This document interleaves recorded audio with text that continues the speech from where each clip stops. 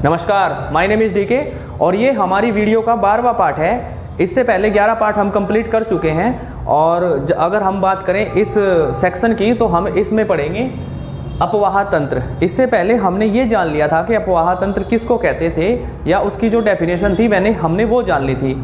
फिर इसके बाद जब हम बात करते हैं अपवाह तंत्र का वर्गीकरण की, तो अपवाह तंत्र के वर्गीकरण को हम दो आधारों पर देखते हैं। मैं कल की क्लास में बता चुका हूँ, उसमें आगे का एक क्रम है।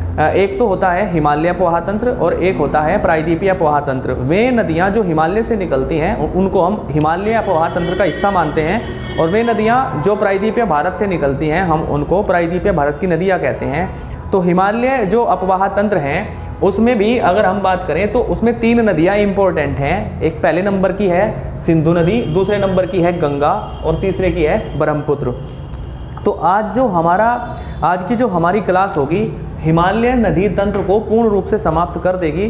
कल की जो क्लास होगी हमारी प्रायद्वीपीय अपवाह तंत्र को लेकर आएगी। उसमें जितनी भी नदियां हैं हम उनका मतलब जितना भी हो सकता है डायग्राम बनाने का प्रयास करेंगे। इस वाली क्लास में भी आपको डायग्राम जो मैं बना के लाया हूँ, मैं कोशिश ये करता हूँ कि लगभग आपके सभी प्रश्नों के जवाब मेरी एक सिंगल वीडियो से मिल जाएं। जैसे अपवाह तंत्र, अगर आप मेरी ये वीडियो देखें तो आपको फिर दूसरी किसी भी सोर्स की ज़रूरत ना पड़े, मेरे नोट्सों से आपका काम चल जाए। तो मैं ये मेरी ये कोशिश रहती है। तो जब हम अपवाह तंत्रों की बात करते हैं, अपवाह तंत्रों को मैं बता चुका हूँ दो भागों में हम बांट के पढ़ते हैं। एक है हिमालय और दूसरा है प्रायद्वीपीय भारत। तो जब हम हिमालय की बात करते हैं ना, तो हिमालय को हम 3 नदियों के रूप में देखते हैं। पहली है सिंधु और दूसरी है गंगा और तीसरी है ब्रह्मपुत्र।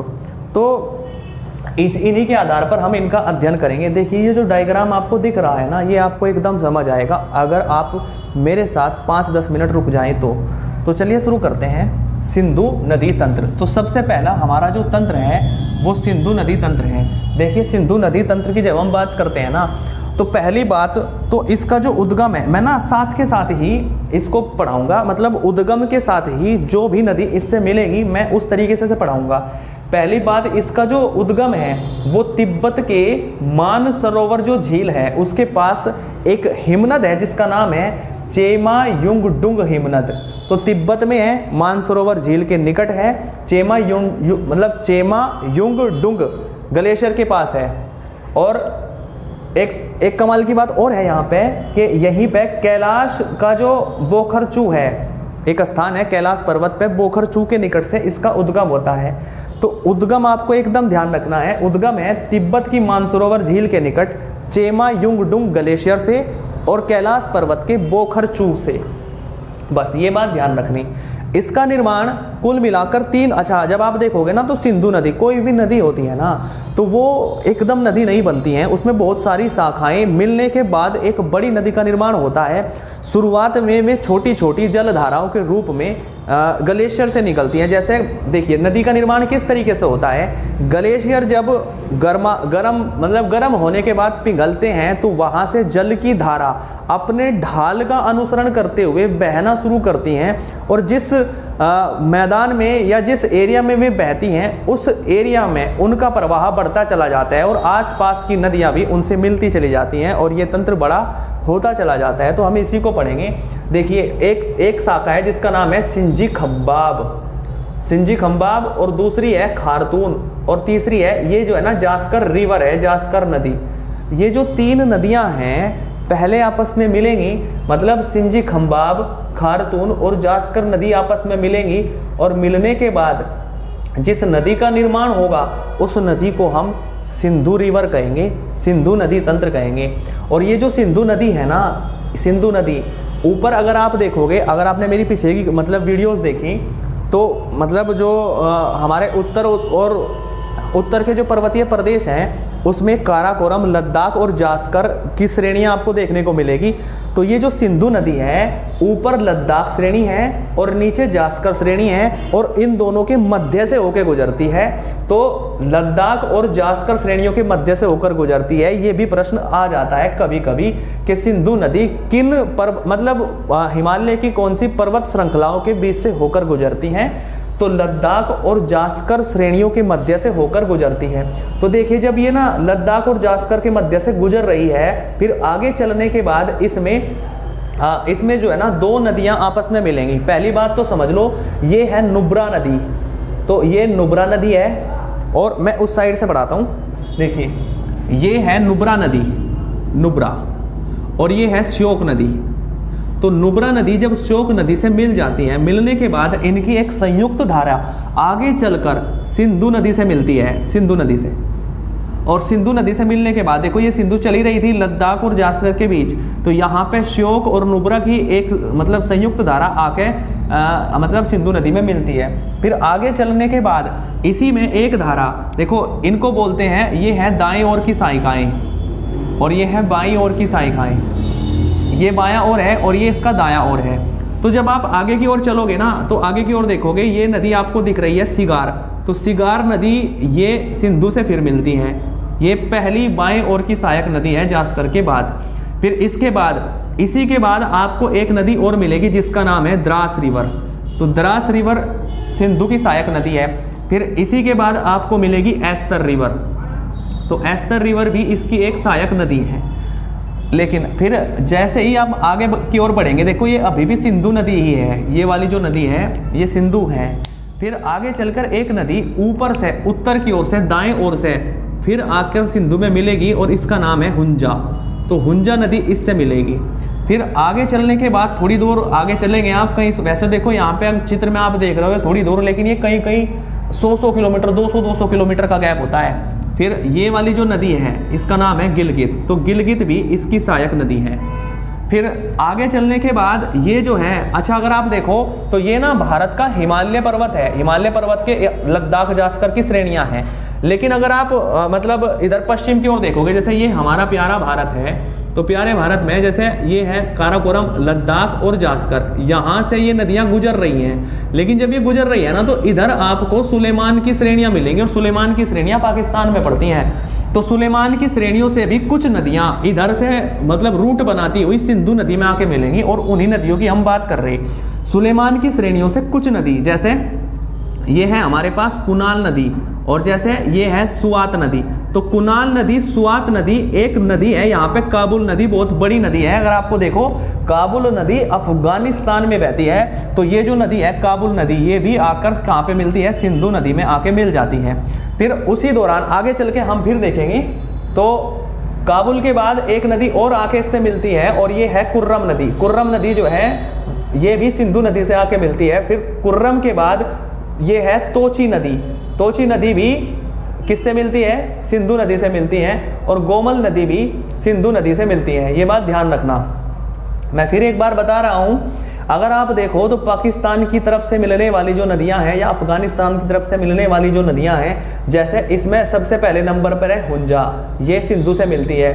फिर गिलगित भी सिंधु से ही मिलती है। फिर कुनाल और सुवात, ये दोनों एक संयुक्त धारा के रूप में आके सिंधु से मिलती हैं। फिर ये हमारे पास, अच्छा ये वाली जो बड़ी संयुक्त धारा है इसको बोलते हैं काबुल नदी, और ये कौन सी नदी है, इसको बोलते हैं कुर्रम नदी, और ये है तोची नदी, और ये है गोमल नदी। तो ये ना डायरेक्ट प्रश्न पूछा जाता है कि कौन सी, दाएं से बाएं में लगाओ। सबसे उत्तर की जो नदी है तो वो है वो हुंजा, फिर गिलगित, फिर ये हमारे पास है काबुल, फिर है कुर्रम, फिर है तोची, फिर है गोमल। बस ये बात ध्यान रखने की। लेकिन बस हमारे यहाँ पे जो प्रश्न पूछे जाते हैं ना, जो प्रश्न पूछे जाते हैं वो ये कि सिंधु में जो मिलने वाली सबसे बड़ी सहायक नदी है उसमें कौन सी है। तो देखो अगर हम बात करें भारत की जो नदियां हैं उनको बोलते हैं पंच नदियों का जल। तो सिंधु नदी को 5 नदियों का जल प्राप्त होता है, और किस जगह प्राप्त होता है, तो पाकिस्तान के मिठान कोट के पास इस नदी को 5 नदियों का संयुक्त मतलब जो जल धाराएं हैं उसका जल प्राप्त होता है। और वे 5 नदियां कौन कौन सी हैं, तो पहले नंबर पे तो मतलब हमारे पहले नंबर पे तो है झेलम, फिर दूसरे नंबर पर है चिनाब, तो पहले नंबर पे झेलम, दूसरे नंबर पे है चिनाब, तीसरे नंबर पर है रावी, और चौथे नंबर पर है ब्यास, और 5वें नंबर पर है सतलुज। तो ये 5 नदियां हैं। कभी कभी ये प्रश्न आता है कि सिंधु की मतलब सिंधु की जो नदियां हैं उनका क्रम क्या है। तो क्रम यही है, पहले नंबर पर हमारे पास है झेलम नदी, दूसरे नंबर पर है चिनाब रवि, और तीसरे पर है रावी, चौथा है ब्यास, और 5वां है सतलुज। फिर भी हम इसको हमको अच्छे से समझने का प्रयास करेंगे। इसका मतलब ये डायग्राम है, इसका मतलब क्या है, देखिए जब हम झेलम नदी की बात करते हैं ना तो एक एक के बारे में मैं थोड़ा सा एक स्टेप आगे से निकाल के लाया हूँ। जैसे ये जो झेलम नदी है ना, इसी में एक अन्य शाखा मिलेगी किशन गंगा, और किशन गंगा जब मिल जाएगी तब भी इसका नाम झेलम ही होगा और झेलम के नाम से ये आगे बहेगी। लेकिन यहाँ पे आने के बाद इस स्थान पर पाकिस्तान के झंग में ये जो है नदी, ये जो चेनाब से मिल जाएगी, तो पाकिस्तान के झंग एरिया में पाकिस्तान से मिल जाएगी।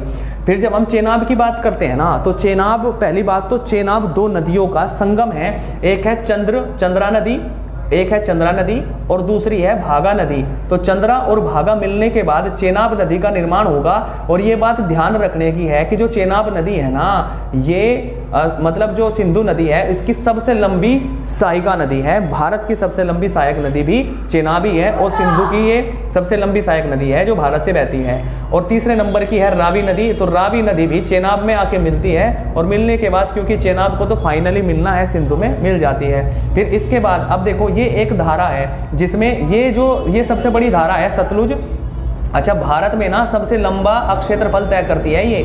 तो ये जो सतलुज नदी है, ये इसमें 3 नदियां आपको मिलेंगी। एक है हमारे पास स्प्रीति नदी और दूसरी है हमारे पास ब्यास नदी। तो स्प्रीति नदी और ब्यास नदी सतलुज की ही सहायक नदी है, और सतलुज आगे चलकर चेनाब में मिल जाएगी। और चेनाब की जो नदियां हैं, ये 5 नदियां आपस में मिलने के बाद सिंधु में जाके मिल जाएगी। तो ये बात समझने की है बहुत अच्छे से। फिर जब हम बात करते हैं ना, पाकिस्तान के मिठानकोट के निकट इनका मिलन होता है, और इसके बाद ये जो नदी है ये अरब सागर में गिर जाती है। तो अगर आपको ये डायग्राम बढ़िया से आता है ना, तो आप यहाँ से आने वाला कोई भी प्रश्न आप इजीली सोल्व कर लोगे। और बस हम इसकी थोड़ी सी डिटेल देख लेते हैं, फिर जो सिंधु नदी तंत्र है ये पूरा हो जाएगा। देखिए डिटेल में भी जब हम बात करते हैं ना, तो भारत की, तो भारत में इसका जो क्षेत्रफल है, मतलब ये जो सिंधु नदी तंत्र है, भारत में केवल 3,81,289 किलोमीटर, मतलब किलोमीटर स्क्वायर का एरिया कवर करती है। जबकि इसका कुल अपना एरिया अगर आप देखो तो 11,65,000 वर्ग किलोमीटर एरिया है, जिसमें से केवल भारत में लगभग 4 किलोमीटर, मतलब 4 लाख किलोमीटर के आसपास है। मतलब ये आपको दिख रहा है 3,81,289, तो मैं लगभग मैं बोल रहा हूँ 4 लाख। अब देखिए जब हम बात करते हैं ना, इसमें कुछ बातें मैं लिख के लाया हूं, तो जो सवाल बनते हैं कभी कभी, जैसे पाकिस्तान में चिल्लड़ के निकट ये जो है ना दर्दिस्तान में प्रवेश करती है। तो मतलब जब सिंधु नदी ना पाकिस्तान में प्रवेश करती है, तो वह किस पॉइंट से प्रवेश करती है, तो चिल्लड़ के निकट दर्दिस्तान में प्रवेश करती है। और फिर हम बात करते हैं झेलम की। तो देखो ये जो झेलम है, इसी के बारे में मैं बता रहा हूँ।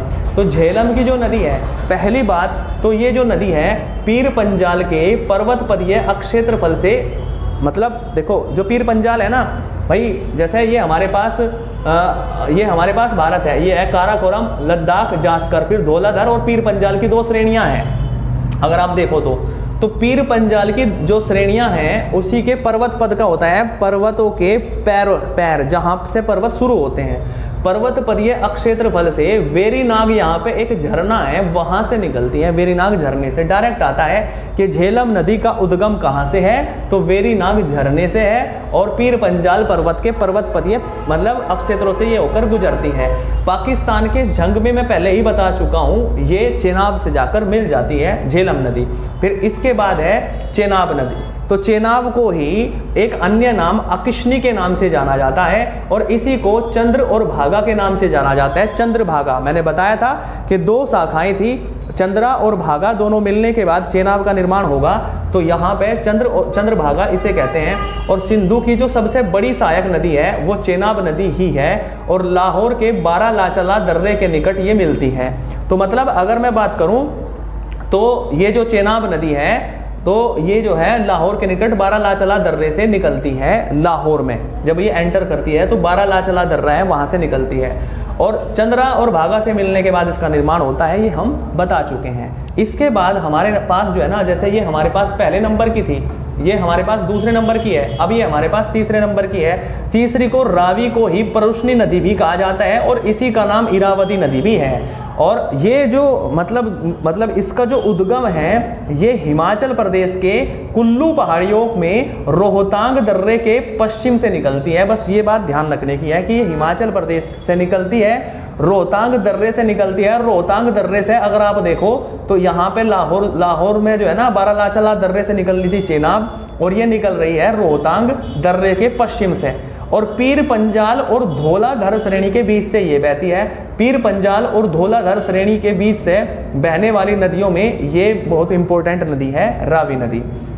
फिर रावी के बाद हम जो है ना चौथे नंबर की देखते हैं, और वो है व्यास। अब देखो यहाँ पे ना, जहाँ तक मेरा अंदाजा है, यहाँ पर जो है ना चमक लग रही होगी, फिर भी मैं बोल के अच्छे से समझा दूंगा। अब देखो मेरे पास ना ये चमक खत्म करने का अभी कह सकते हैं संसाधन नहीं है, सोर्स नहीं है, एकदम नया हूँ, तो वीडियो रिकॉर्ड करना भी मेरे लिए बड़ा टास्क है, क्योंकि समय लगता है इस काम में भी।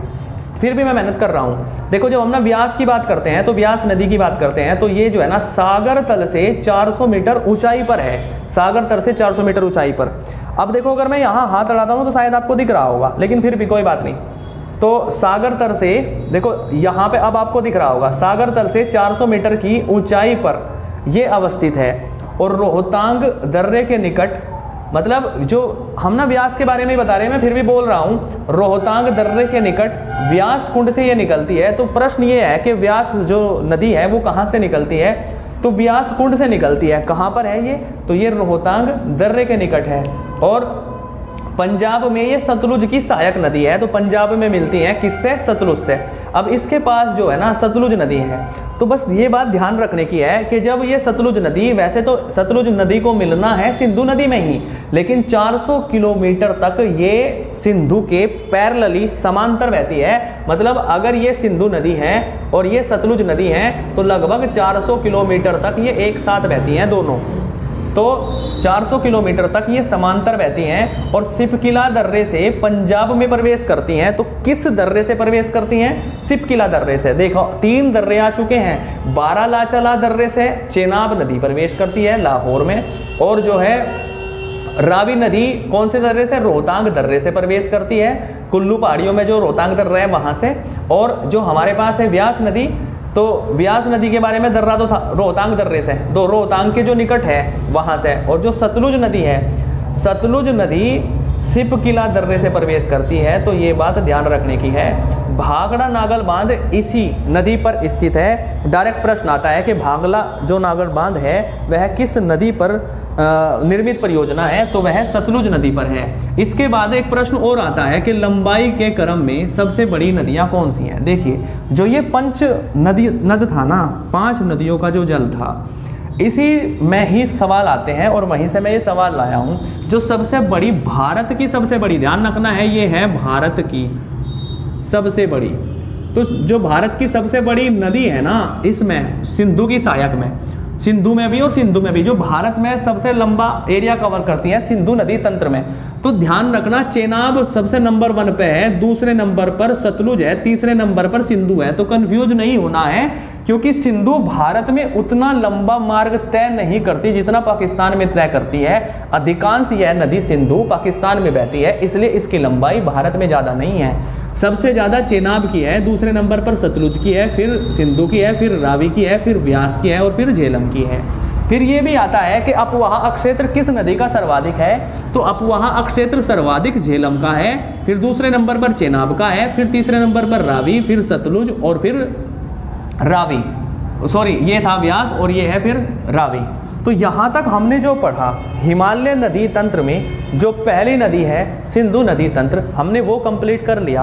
अब हमारे पास दूसरी नदी आती है गंगा नदी तंत्र, और गंगा नदी तंत्र एक बड़ा तंत्र है, उसको यहाँ पर इस बोर्ड पर जगह नहीं थी, इतने जगह पर उसे कंप्लीट करवाना संभव नहीं था, इसीलिए मैं दूसरे नंबर पर जो करवाऊंगा वह है ब्रह्मपुत्र नदी तंत्र, और तीसरे नंबर पर एक स्वतंत्र बोर्ड पर मैं गंगा नदी तंत्र करवाऊंगा, जो इसी वीडियो का आगे चल के हिस्सा होगा।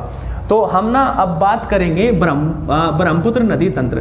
देखिए जब हम ना ब्रह्मपुत्र की बात करते हैं तो इसमें ज़्यादा पढ़ना नहीं है, क्योंकि ये जो ब्रह्मपुत्र नदी है ये अधिकांश चाइना में बहती है या तिब्बत में बहती है। तो भारत में ये प्रवेश जो करती है अरुणाचल प्रदेश के सादिया कस्बे से प्रवेश करती है। एक आइडिया देने के लिए मैं आपको फिर भी बता दूं कि भारत का अगर आप उत्तर पूर्वी मतलब एरिया देखोगे, तो भारत का उत्तर पूर्वी एरिया कुछ आपको इस तरीके से दिखाई देगा। तो ये जो नदी है ना, यहाँ अरुणाचल प्रदेश से मतलब प्रवेश करने के बाद असम से बहती हुई और यहाँ पर गंगा में आके मिल जाती है।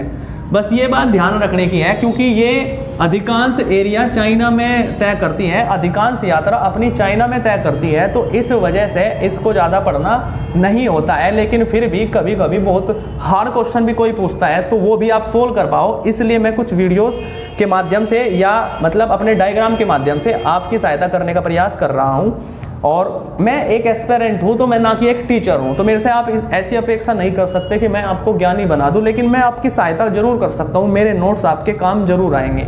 तो देखिए दिहांग की बात करते हैं तो एक है दिहांग नदी और दूसरी है दिबांग नदी। दिहांग नदी और दिबांग नदी जब आपस में मिलती है ना, तो ये जो नदियां हैं इन्हीं को आगे चलने के बाद हम ब्रह्मपुत्र के नाम से जाना जाएगा, लेकिन ब्रह्मपुत्र को भी तिब्बत में सांगपो के नाम से जाना जाता है। ये बात ध्यान रखना, चाइना में या फिर आप तिब्बत में गए तो ब्रह्मपुत्र को सांगपो के नाम से जाना जाता है। तो दिहांग और दिबांग जो नदी मिलती है, आगे चलने के बाद ये नदी लोहित नदी से मिलने के बाद सांगपो के नाम से जानी जाती है, या इसी को हम ब्रह्मपुत्र कह रहे हैं। तो मैं ना इसकी प्रमुख सहायिकाएं की बात कर रहा, तो जैसे ऊपर से मिल रही है सुबनसिरी नदी, ऊपर से मिल रही है सुबनसिरी, फिर आगे चलने के बाद यहाँ से मिलेगी इसमें केमांग नदी, फिर आगे चलने के बाद यहाँ से इसमें मिलेगी पगलदिया नदी, फिर आगे चलने के बाद यहाँ से मिलेगी मानस नदी, फिर यहाँ से मिलेगी संकोश नदी, फिर यहाँ से मिलेगी अम्मो नदी। और फिर अगर आप देखो ये प्रश्न पूछा जाता है कि इसकी दाएं ओर की सहायिकाएं कौन सी हैं, तो ये जो भारत की नदी है तीस्ता नदी, ये नदी इससे यहाँ पर आकर मिलती है धुबरी के निकट। और जब ये हमारे पास ब्रह्मपुत्र नदी है धुबरी के निकट तीस्ता से मिलती है इस वाले पॉइंट पे, ये वाला जो पॉइंट है ना ये बांग्लादेश का पॉइंट है। तो इस बांग्लादेश में इस नदी को मतलब जाना जाता है जमुना के नाम से। यह बात ध्यान रखने की है कि बांग्लादेश में इसको जमुना के नाम से जाना जाता है, मतलब ब्रह्मपुत्र को। और ब्रह्मपुत्र से मिलने के बाद जब यहाँ पे देखो, यहाँ से ये है गंगा और गंगा जमुना से मिलती है बांग्लादेश में, तो ये है गंगा, देखो ये वाली नदी है गंगा और ये है ब्रह्मपुत्र, और ब्रह्मपुत्र को ही जमुना के नाम से जाना जाता है। संगम के बाद इनकी जो संयुक्त धारा होती है उसको कहा जाता है पद्मा, और पद्मा के बाद अब ध्यान से देखो इसी में से एक स्वतंत्र धारा यहां से बाहर निकली है, और स्वतंत्र धारा में जैसे कुसियारा और एक है बराक नदी, एक है सुरमा नदी। ये तीनों नदियां आपस में आके मिलने के बाद यहाँ पर इस पद्मा नदी से यहाँ पे मिलेगी, और इस संयुक्त धारा को मतलब संगम के बाद इस संयुक्त धारा को कहा जाएगा मेघना। तो अंतिम रूप से यह मेघना के नाम से बहती है और अंततः फाइनली ये बे ऑफ बंगाल में जाकर गिर जाती है। तो यहाँ तक ये था ब्रह्मपुत्र नदी तंत्र। ये ज़्यादा बड़ा तंत्र नहीं है, इससे कुछ सवाल आते हैं वे आप आराम से सोल्व कर लोगे। पहला प्रश्न ये है कि इसका उद्गम स्रोत क्या है, तो इसका उद्गम स्रोत है चेमायुंगडुंग मानसरोवर झील के निकट। तो चेमायुंगडुंग जो ग्लेशियर है जहां से सिंधु नदी निकल रही थी वहीं से ये नदी भी निकल रही है, और चाइना में इस नदी को सांगपो के नाम से जाना जाता है। और चाइना में 1200 किलोमीटर की यात्रा करने के बाद ये भारत में अरुणाचल प्रदेश के सादिया कस्बे के निकट से प्रवेश करती है। तो अरुणाचल प्रदेश के सादिया कस्बे से भारत में प्रवेश करती है और नामचा बारवा के निकट यह गहरे खड्ड का निर्माण करती है। तो ये भी डायरेक्ट 3-4 ही प्रश्न आते हैं। नामचा बारवा के निकट गहरे खड्ड का निर्माण करती है, सांगपो के नाम से चाइना में जानी जाती है, बांग्लादेश में पद्मा के नाम से जानी जाती है। और पद्मा जब गंगा से मिल जाती है तो उनकी संयुक्त धारा को गंगा को जब जो है ना पद्मा मिल जाती है तो उनकी संयुक्त धारा को मेघना कहा जाता है। तो ये बात ध्यान रखने की है। जमुना जो है बांग्लादेश के नाम से जानी जाती है। जमुना बांग्लादेश में जमुना के नाम से जानी जाती है। मैं दोबारा से बता रहा हूँ, देखो जमुना जो है बांग्लादेश में सिंधु नदी को कहा जाता है, और जमुना जब गंगा से मिल जाती है तो इनकी संयुक्त धारा को पद्मा कहा जाता है, और पद्मा आगे चलकर मेघना के नाम से जानी जाती है। तो अभी जो हमारी इसके बाद एकदम स्लाइड चेंज होगी, मतलब यहाँ के तुरंत बाद वो होगा गंगा नदी तंत्र। और देखो मैं लाइव पढ़ाने का 1-1.5 घंटे में मैं चाहूँ तो ये साथ के साथ बनवा सकता हूँ, और उसमें ज़्यादा मज़ा भी आता है। लेकिन समझिए मैं इतना बड़ा टीचर नहीं हूँ, मैं ये काम अगर एकदम करूँगा तो मेरा सारा काम रुक जाएगा। मैं एक एस्पिरेंट हूँ, है ना। तो चलिए जो है ना इसके बाद हम गंगा नदी तंत्र पढ़ते हैं। तो अब हम जो शुरू करेंगे वो है गंगा नदी तंत्र। और गंगा नदी तंत्र का डायग्राम आपको अच्छे से देख लेना चाहिए, इसका बार बार प्रैक्टिस कर लेनी चाहिए क्योंकि यहाँ से सवाल आते हैं। और चलिए हम शुरू करते हैं गंगा नदी तंत्र। देखिए जब हम ना गंगा नदी तंत्र की बात करते हैं ना, तो गंगा नदी तंत्र विष्णु गंगा और धौली गंगा जब आपस में मिल जाती हैं, देखो वहाँ पे लिखा हुआ है विष्णु गंगा और धौली गंगा जब मिल जाएंगी तो इस वाली नदी को संयुक्त धारा को कहा जाएगा। इस वाली संयुक्त धारा को इसको कहा जाएगा अलकनंदा। और अलकनंदा जो नदी है आगे चलकर ये मतलब लास्ट में जब देवप्रयाग में गंगा के नाम से जानी जाएगी तब तक इसकी इस शाखा को अलकनंदा के नाम से ही जाना जाएगा। तो मैं पहले एक बार और बता दूं, विष्णु गंगा धौली गंगा से मिलने के बाद जिस शाखा का निर्माण करती है उसी को हम कहते हैं अलकनंदा। लेकिन विष्णु गंगा और धौली गंगा जिस पॉइंट पर मिलती है उस पॉइंट को कहते हैं विष्णु प्रयाग।